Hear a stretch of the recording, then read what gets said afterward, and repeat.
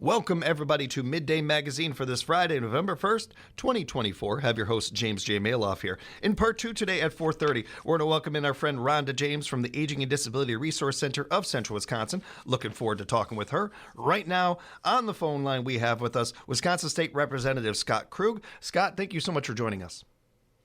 Absolutely. Always happy to be on with you, James.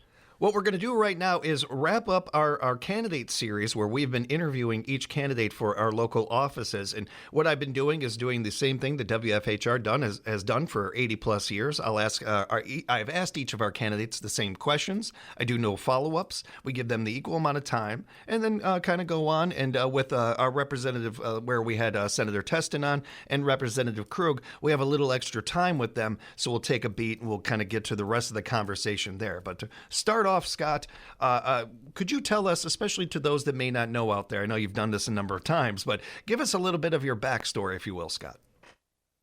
Yeah, no, I appreciate it. It's always part of the education process is starting over with new listeners, so I don't have a problem at all. So, originally out of college, I was in law enforcement. I started seeing all the same things that people would do to each other on a daily basis, and, I give kudos to everybody that stayed in that profession, but it was not for me. So I ended up going into the programming realm, working in the drug court in Wood County and starting some, job development type programs. So that's kind of my basic background was law enforcement and the programming and trying to stop recidivism. Those are the policy things that really got me interested in Madison. And the ultimate backstory is it's the fourth grade field trip. I mean, that was the iconic thing that fourth graders in the state should all get a chance to get to the Capitol and see the building and wonder what that is. And I think that really planted the seed for the career that I talked about that got me down to Madison. Why did you decide, you touched on this a little bit, but why did you decide to run for office and to do this position, to do this job? Yeah, I mean, specifically, I first ran way back in 2002 on the idea that it was the fourth grade field trip, the nostalgia thing that stuck in my head. I learned how to do everything wrong, then lost the four-way primary absolutely horrifically. And kind of waited around and stayed involved and understood what politics were. And during the height of the recession, the reason I ultimately ran in 2010 was during the height of the recession, I saw state government raise taxes by $5 billion and take in $5 billion of federal stimulus money and almost double the size of the state budget. And it just, I knew that had impacts on families across the state and, all the related policies to that. So I wrote to my elected rep at the time and he ignored me. So, instead of staying angry at TV and things like that, my wife told me, well, maybe it's time to give it a try again. So that's the actual real 2010 reason I ended up running, besides all the background I talked about from being a kid.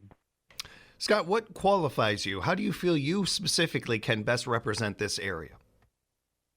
I think the biggest qualification is having a broad knowledge of different things that happen in life. And I think, having been married twice and having 6 kids and grandkids and owning a business and, the policy background I've had in previous careers, I mean, every little aspect of every little experience you have makes you, a well-rounded, qualified individual, because they always say nobody's an expert on anything in the legislature. You just have to know a little bit about it so you know which side's coming at you with the truth. So I think just that well-rounded aspect to everything and life experience really helps somebody be a good state rep, and that's why I think I am. How do you feel your previous jobs have prepared you for this one while you've been doing in the process of doing it? Yeah, I mean, every job that I've had has been involved with people, right? And just understanding the psychology of people, who they are, why they do what they do, and trying to help understand what their motivations are, really all culminates in me doing what I've done in Madison now for all these years, is trying to help understand where people are coming from, what their needs are, how can we meet those needs, how can we find compromise with somebody who might be opposed to it. So it's just all of those jobs I've had in the past, all lead into building those people skills and understanding why we all want what we want or act how we act. Speaking with Wisconsin State Representative Scott Krug. And Scott, what are your passions? What would you like to focus on if reelected? The biggest one for me has always been local issues, whether it's been helping to get the airport, refurbished and get ready for Sand Valley, or creating some site-specific rules to get rid of blue-green algae in our lakes. It's just trying to be able to be the voice of the people of the district in Madison's always been my specialty. And I think been able to accomplish a lot of those goals with bipartisan, achievement on both sides of the aisle that we can all take credit for, while getting a win for our local community. So I'm excited about that. I mean, on a statewide basis, I really would love to see us do more to help folks who are retired to want to stay in Wisconsin. I think that's probably the next priority on a statewide level. Making sure if you have a lower income during retirement that we don't tax it to death. So that's kind of the priority in the upcoming session here, is to focus on seniors more. With that, what do you feel are some of the biggest, if not the biggest, challenges facing your fellow Wisconsinites?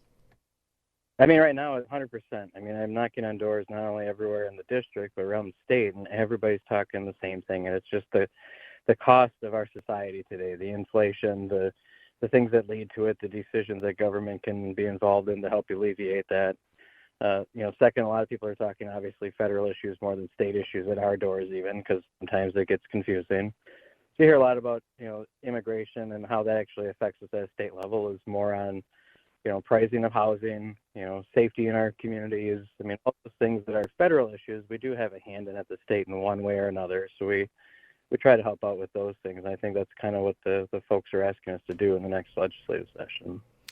Survey after survey, poll after poll, we are seeing people that are done with the divisiveness of today's politics. How important is it to you to be able to reach across the aisle, to be able to work with the other side?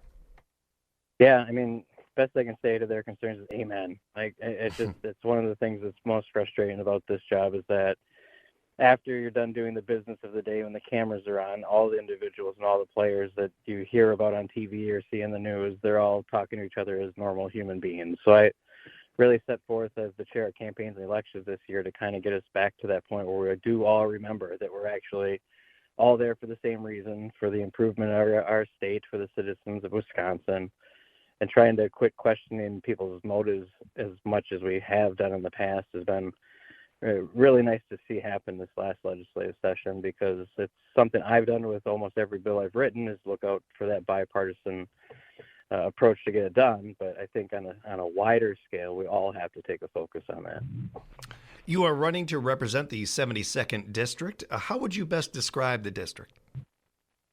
It's home, right? I mean, I get choked up when I talk about it sometimes, because, I mean, it's where I grew up. It's where I raised my family. It's where my family has been for, 130 some years, all the way back to Babcock in the early days of cranberry growing. And just even the way the new map has changed and incorporates some of my, old stomping grounds of Juneau County, where I was a sheriff's deputy for a couple of years. And Castle Rock and Petenwell are right smack dab in the middle of it, and they just make up the tourism base of this district. And it's just, it's home. And I couldn't be happier with the way that the district is shaped right now. And Scott, as we wrap up, any final statements on this? I don't think so. I think, my record of achievement really speaks for itself, and I've never been one of those guys that say, hey, look at this or look at that. But I've got a lot of local bills done that usually just don't happen in a split, legislative governorship time. So it's nice to be able to be one of the common sense voices in Madison and provide some leadership for the rest of the folks down there. Thank you, Scott, very much for answering these questions and for the time. We appreciate it. Yeah, absolutely. Not a problem. Want to thank all of our candidates for joining us, every one of them for being on the air with us. It was not only great to have them with us, but to be able to inform our community and make sure that they have everything they need to know as they lead into the election. And I'm going to use that as a bit of a segue to go into kind of our regular conversation when we get together for once a month, Scott. And I do appreciate that we're able to do that and the transparency we're able to, especially given it's an election year and not a new job for you, but a job that you have picked up in recent times involving our elections.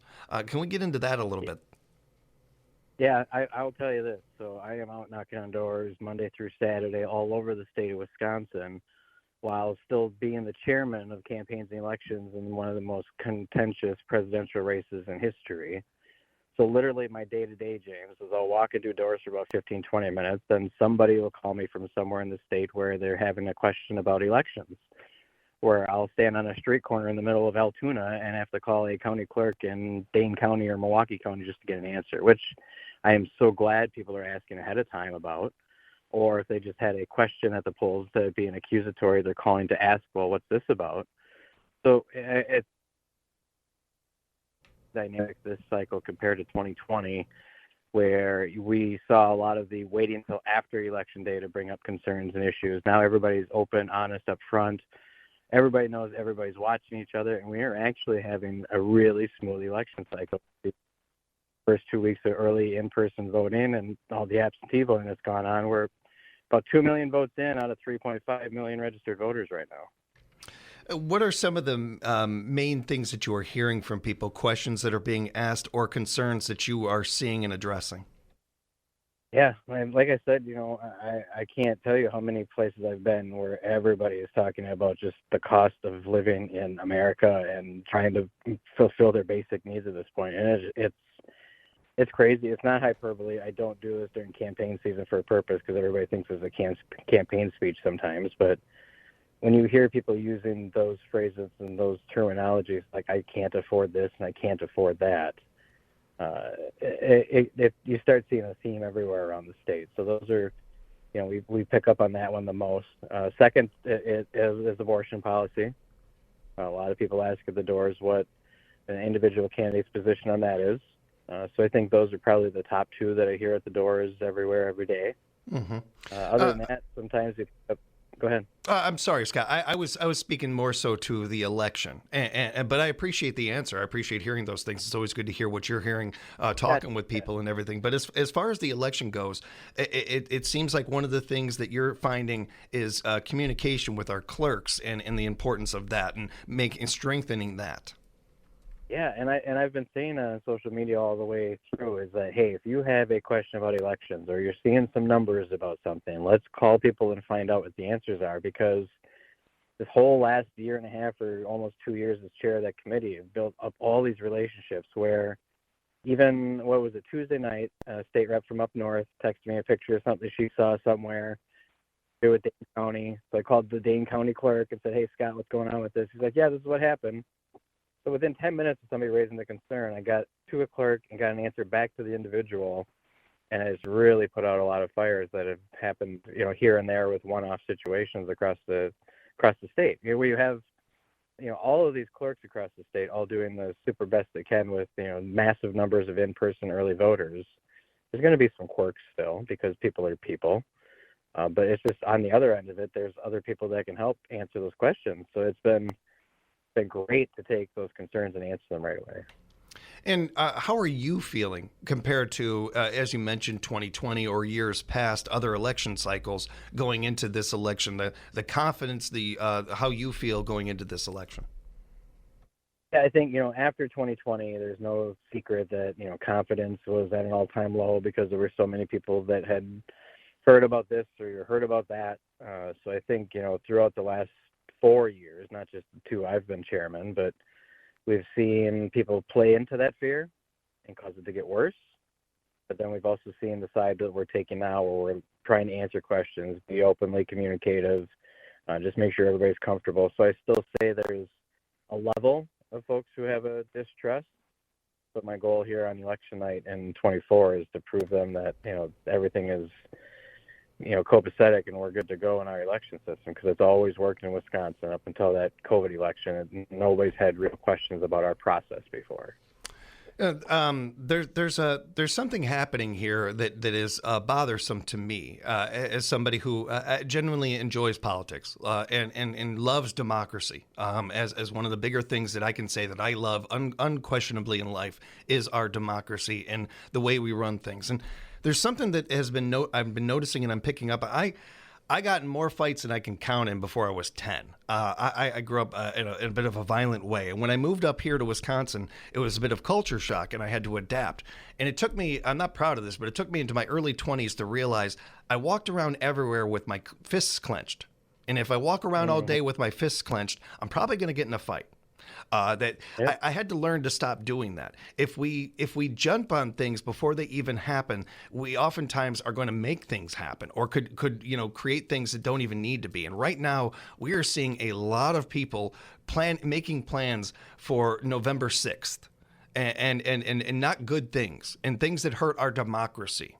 If we are to make this a trusted thing, our democracy and our voting process, I don't feel like we're doing ourselves any service by jumping the gun and saying already, well, I'm not going to accept the what happens or this or that. How can you accept results if you win but don't accept them if you lose? Like, that doesn't make any sense to me. And how can you walk into an election with your fists clenched when that you can't vote that way?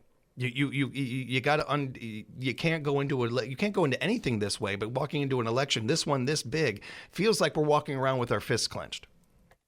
It is, and I think sometimes people just have to be able to ask questions and just let their guard down for a minute and figure out the answers, because the people that you cite who are doing the I don't know if I'm going to accept the result type stuff are also the ones who fan some flames other times too.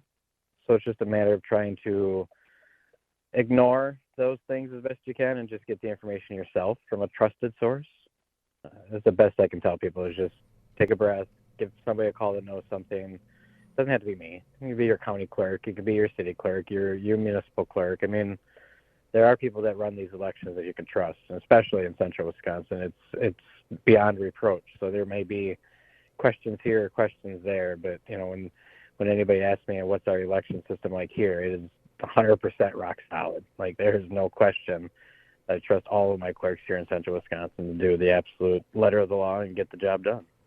You know a little bit about getting things done as well, with the amount of things that you have accomplished in the time you have been in office, Scott. Are there highlights for you when you look back? You have an election coming up like you do in less than a week from now and stuff, and you look back at some of the things you've done, and like, I'm really proud of this, and I imagine you're proud of all of these things, but ones that stand out. Yeah, it's really cool. Like, when I drive down, I drive up I-39 towards Wausau, and you go past the Skyward building, and understand that we were able to save that just with an idea that sprung up from central Wisconsin legislators to say, let's save 1,000 jobs. To see that new bill, I go past it, super cool. Or when we're out on the lake on Castle Rock and there's a lot less blue-green algae out there, that's probably the thing I'm second most proud of, is just to be able to clean up our area waters and make sure people can use them recreationally. And I think the biggest one that'll prove the longest-term impact is the work I've done on financial literacy.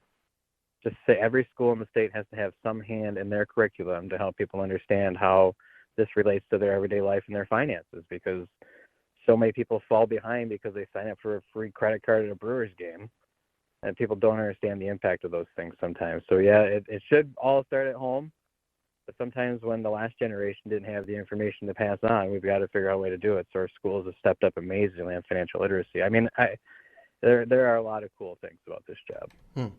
And Scott, as we wrap up, none of us know what's going to happen on November 5th necessarily, or whether your term ends soon or way down the line.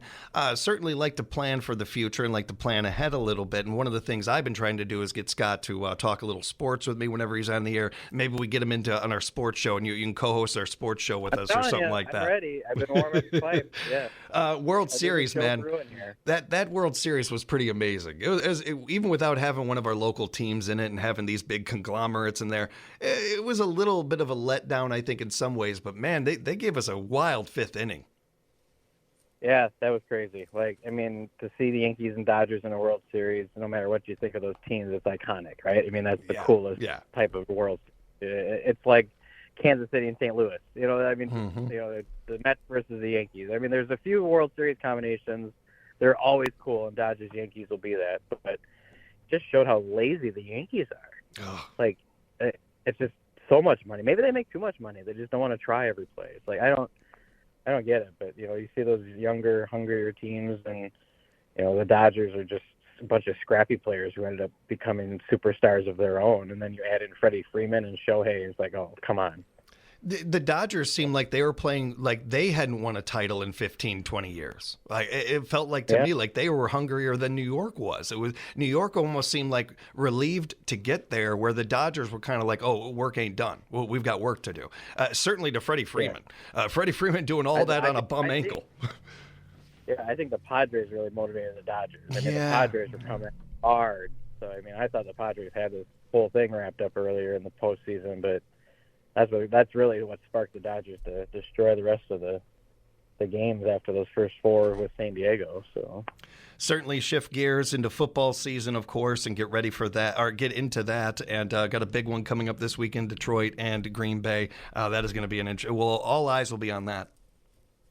Well, it depends on how much Jordan Love plays and how much Malik Willis plays. And, I mean, it's like the offense is almost more creative when Malik's in there because LaFleur's got to think more. So I'd love to see him get that creative when Jordan Love's in the game and see what they could do. But Agreed. Yeah, we will see, and we'll be looking forward to it. And certainly we'll be talking about it probably the next time you join us, Scott. If people want to find out more and ask any of these questions we brought up or anything like that, Scott, how can they reach you?